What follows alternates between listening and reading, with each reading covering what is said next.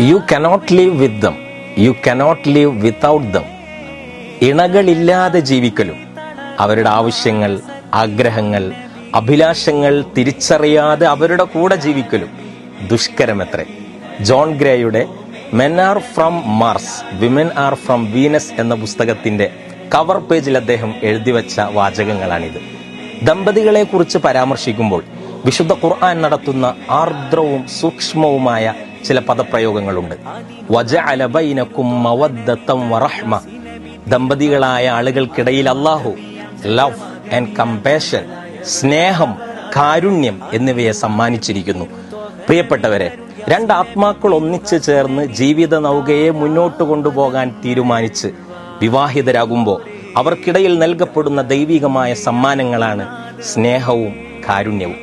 പ്രവാചക പത്നിമാരുടെ സവിധത്തിലേക്ക് തങ്ങളുടെ ഭർത്താക്കന്മാരുടെ ദുസ്വഭാവത്തെക്കുറിച്ച് പരാതി പറയാൻ ഏതാനും സ്ത്രീകൾ ഒരിക്കൽ കടന്നു വന്നു.